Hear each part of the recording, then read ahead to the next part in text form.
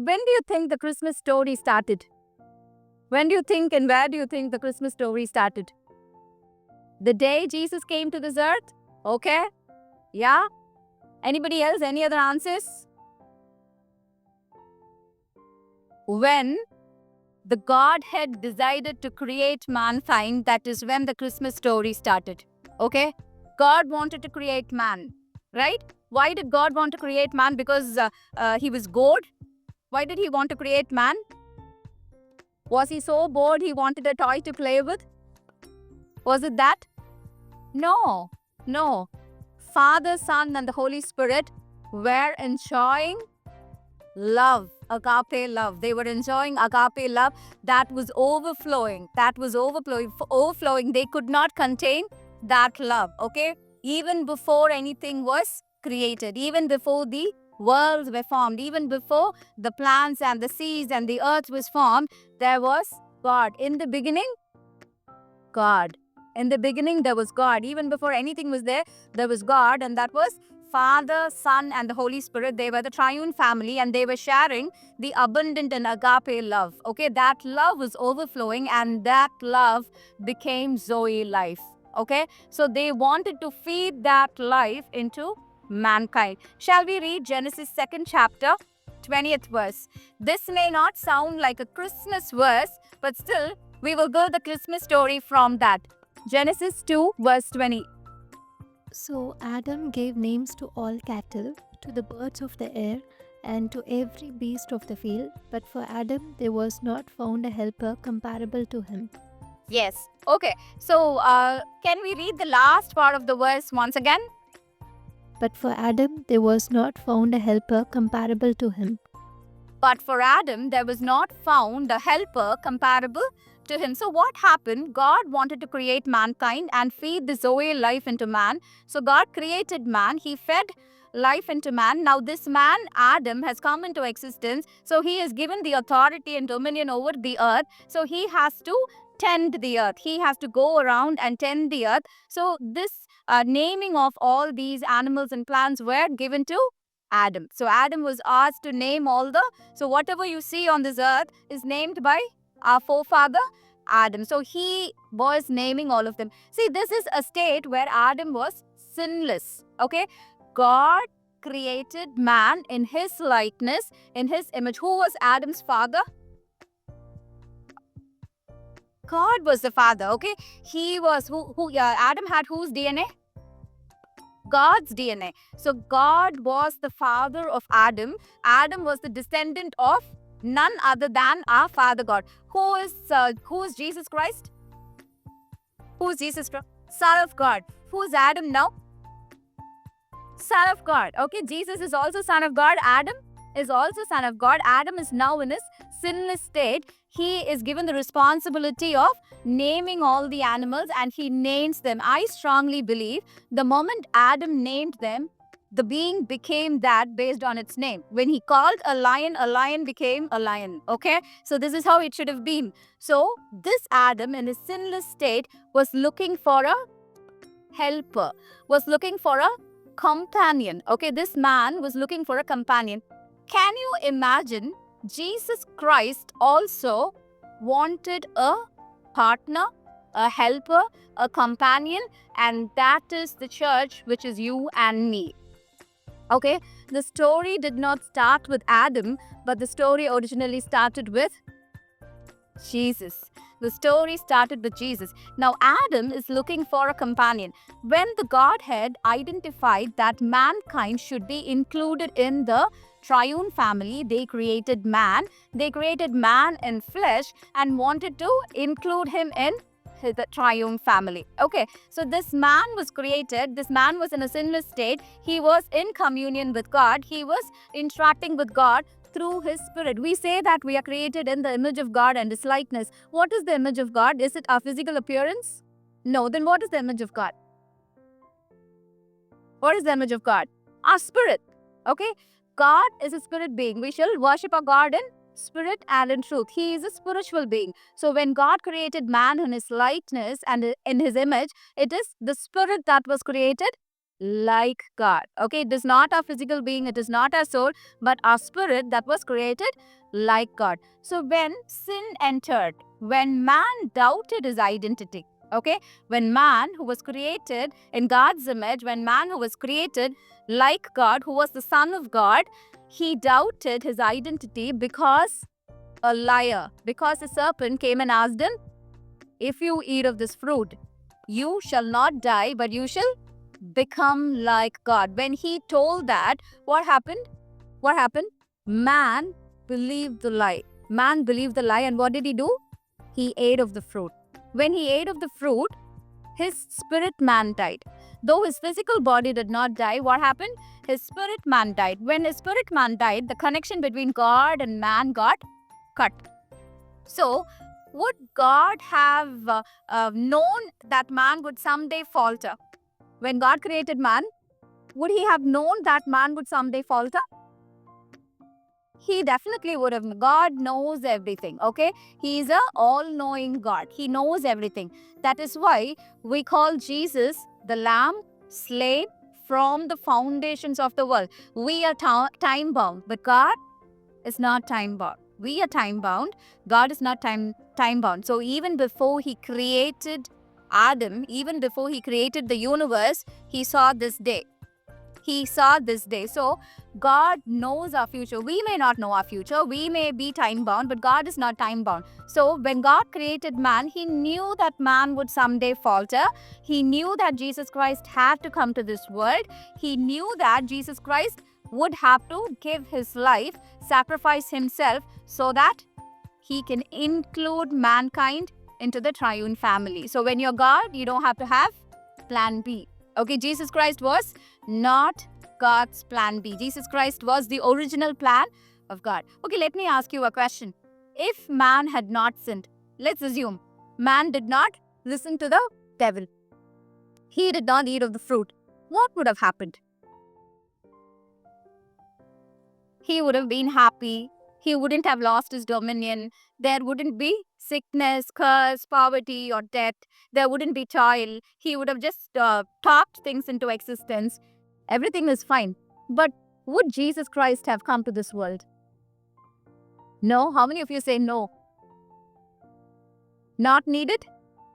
Let me tell you another version of the story you are believing today. Jesus Christ would still have come to this world, because the idea of creating man was to include mankind in Christ into the triune family. We are all in Christ today. Okay, not because we sinned and Christ had to die, but because he wanted us to be in him right from the foundations of the world. He wanted us to be in him. He wanted to enjoy everything in Christ. In Christ, we are part of the Godhead. In Christ, we are part of the godly family. He wanted to include us. He wanted to love us so much. Just like God the Father loves Jesus Christ, he loves us today, just like how he loves Jesus Christ. The spirit that is in Jesus Christ is in us today, because that was the original idea. That was the original idea. Even if man had not sinned, Jesus Christ would have come to this world and indwelled with us. How do we say that? Is it against the Bible? Is it against the Word of God? How do we say that? When Jesus Christ, after the resurrection, when he went back to heaven, did he leave his earthly body and just go in spirit? Did he do that? Though he had a glorified body, after his resurrection, he went and appeared to people. He didn't have to knock the doors. He just had to enter and appear to people. He had a glorified body, but that body was also flesh. He showed his bruises. Yeah, to the disciples, he did show his bruises. So he did not leave his physical body here. He took his flesh along with him so that we can indwell in the flesh. The triune family has included flesh in his family. This is the original Christmas story. Jesus Christ came to this earth so that you and I can dwell in him in the heavenlies. Before Christ came into this world, the world was corrupted. Everything was dark. People did not know how to seek God because they lost the connection with God. The connection between God and man got cut. Okay, so man was in search of God. He tried to find God out. He tried so many ways. He tried to attain godliness. He tried to reach God in so many ways, but he found all wrong methods. Okay, what did Aaron do? What did Aaron do? He made a calf of gold, saying that it was God. Okay, it was an attempt to reach God. Even though they had an Almighty God talking to them, they still had this niche in them. They wanted to find God. They found all the wrong places. God is totally against idol worship. He does not want another image on this world. Why is that? Why is it so wrong to have an? We say He is a jealous God. He is very jealous about having another God. He sometimes left the Israelites to be conquered by the other nations just because they went and worshipped Baal and other idols. He left them. Why is that? Why God has to be so jealous? Is our God so mean and jealous? There should be something behind it, right? What could it be? He is the creator, very good. And that creator has created me in his image and wants me to be God's image and not a stone, not a tree, not a wood. He wants me to be in his image like God. He does not want anything else to be in his image. That is why he is so jealous. He is so jealous for you and me. Okay, this is a Christmas story. Okay, that jealous God wants to give back his image and likeness to mankind. Okay, mankind has lost it. He's searching his identity. If you see people now, they are trying to search and find their identity in so many places. They want to find their identity, their nationality, in their talents, in their capability, in their beliefs. They say, I'm a Christian with so many values. They think that that's their identity. No, we have our identity in Christ. Christ is our identity. That Christ has given us a meaningful Christmas because man, when he was in niche of godliness, when he was in niche of God, he lost his identity and he was in search of his identity when Jesus Christ came to restore back the lost identity. Okay, he wanted to restore back the identity so that we can live like God on this earth. He wants us to go around this world like Him. Wherever Jesus went, was there any kind of sickness? He healed the sick. Okay? When we walk around, we should heal the sick. There should be power along with the gospel. When Jesus Christ wanted to feed people, even though there were only 5 loaves and 2 fish, was He able to feed? He was able to feed because it was not dependent on what he had in his hand, but it was because of his abundant Father.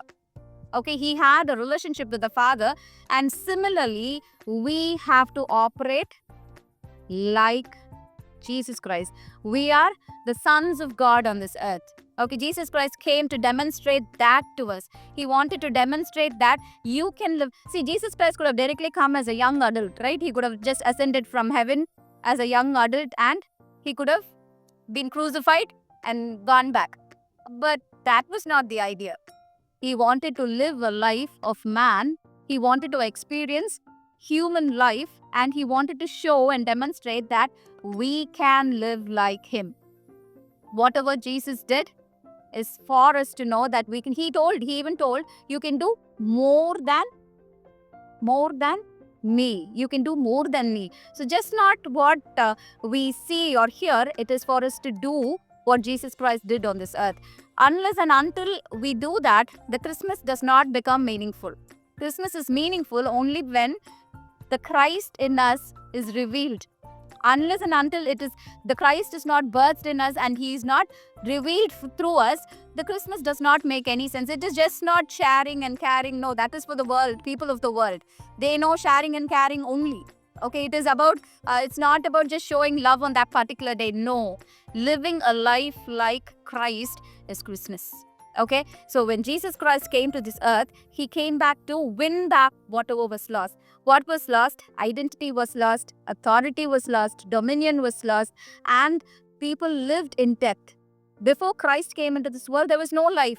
That is why he says, I have come to give life and life abundantly. I have come to give life and life abundantly. I am the way, the truth, and the life. There is no life apart from him. When Adam had the fruit of knowledge, he also rejected the fruit of life. So that fruit of life came to this earth and tells us, feed on me. I am the bread and the wine. Feed on me. If you feed on me, you will not be in sickness, you will not be in poverty, you will not be bound to anything. Death shall not reign over you. So we were dwelling in death. There was poverty, there was sickness. The earth was cursed. The earth brought forth thorns and thistles. Before that, it was only bringing forth flowers and fruits. Now it is bringing forth thorns and thistles. So Jesus Christ came to this world to give back the dominion so that we speak over the earth. We speak blessings over the people. We speak blessings over the sick. We speak blessings over our situation. See, when the church of God wanted to partner, as I told you already, Jesus Christ wanted a companion. That is why he created mankind. In everything that happens on this earth, Jesus wants to partner with us. It's not that he can do everything by himself. He definitely can do, but there is no happiness for him. He does not want to do that. He wants to partner with the church. He wants to partner with the church in everything that he does. So when the church speaks curses, when the church prophesies that the world is going to be destroyed, there are going to be 7 earthquakes, there are going to be 12 tsunamis, when the church preaches that and believes that, we are operating against Christ. We as church, we as believers, we are the church. The building is not church. You and me are the church. When we as church speak words of blessing, when we as church prophesy blessings, prophesy an abundance, prosperity, health, then we are partnering with Christ and we bring them into existence. Unless and until we do that, the fullness of the birth of Jesus Christ can never be enjoyed. We have to live a life of life. Okay, what is the life of life? Life, as I told you, death is just not the physical death, but death is poverty, curse, sickness, anything that disturbs your happiness, joy, peace is death. So what could be life? What could be life?